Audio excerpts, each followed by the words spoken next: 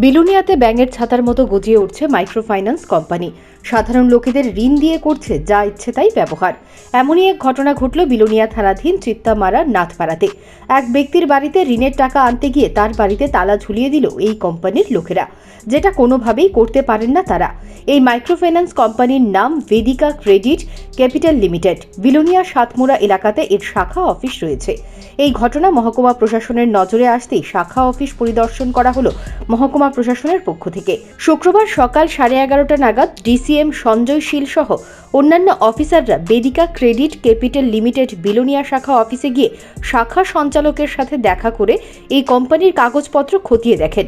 এর মধ্যে ডিসিএম শাখা সঞ্চালককে আরবিআই প্রেসক্রাইব রেট অনুসারে কত টাকা পর্যন্ত ঋণ শোধ নেওয়া যায়, মাইক্রোফাইন্যান্স কোম্পানি চালাতে গেলে সরকারের কি শর্ত মানতে হবে এবং তাদের আইডেন্টি প্রুফ আছে কিনা ডিসিএম সঞ্জয় শীল জানতে চায়, কিন্তু কোনো সদুত্তর দিতে পারেননি শাখা সঞ্চালক সহ কোম্পানির ঋণ আদায়কারী আরও 2 কর্মী।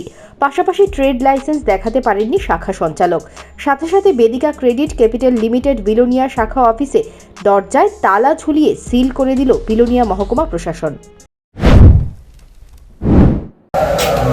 মহকুমা প্রশাসনের তরফ থেকে আমরা আজকে সকালবেলা জানতে পারি যে লোকাল ইলেকট্রনিক মিডিয়ার মাধ্যমেই আমরা এই জিনিসটা জানতে পারি যে Vedika credit capital limited Belonia শাখা, যেটা সাতপুরায় অবস্থিত একটা ভাড়া বাড়িতে, ওদের ব্যবসা ছিল মাইক্রোফাইন্যান্স করা, মানুষকে ক্ষুদ্র ঋণ প্রদান করা এবং তার বিনিময়ে সেটাকে যারা লোনটা নিচ্ছেন তারা একটা নির্দিষ্ট সুদের হারে ওনারা কোম্পানিকে পেমেন্ট করছেন।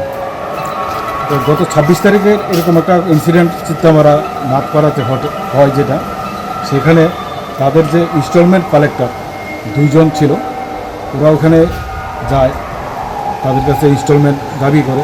তো হয়তোবা ওনার কাছে ঋণ গ্রহীতার কাছে সময় ক্যাশ অ্যাভেলেবেল ছিল না। তারপর ওরা করলো কি, ওরা এই বাড়ির দরজাতে তালা মেরে আসলো। অ্যাকচুয়ালি ওদের এরকম কোনো অথরিটিই নাই এবং তাদের যে ঋণ প্রদানের যে বিভিন্ন শর্ত, সেই শর্তর মধ্যে কোথাও লেখা নাই যে এরকম স্টার্ন অ্যাকশন নেওয়ার জন্য। এটা একটা বিশাল বড় তারা একটা পদক্ষেপ নিয়েছে।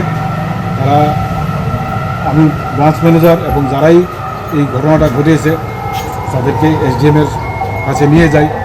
এসডিএমের কাছে ওরা বলছে যে আমাদের বড় ভুল হয়েছে, আর যারাই এটার সঙ্গে ঘটনার সঙ্গে জড়িত ছিল আমরা তাদেরকে এসডিপিও স্যারের কাছে আমরা পাঠাই। এসডিপিও স্যার বলেছে যে ওনার কাছে পাঠানোর জন্য, অ্যাকর্ডিংলি আমরা ওনার কাছে পাঠিয়েছি। এখন স্যার এটা আইনি ব্যাপারটা দেখবেন এই পুলিশ থেকে। আর আমি ডিসিএম হিসেবে আমি নিজে সকালবেলা ভিজিট করেছি অফিসটা। ভিজিট করার পর তাদেরকে ডেকে নিয়ে গেলাম। জিজ্ঞাসাবাদে তাদের কাছ থেকে জানতে পারলাম তারা এখানে বসেছে বিলোনিয়া মিউনিসিপ্যালিটি এরিয়ার মধ্যে, তাদের কোনো বৈধ ট্রেড লাইসেন্সই নেই।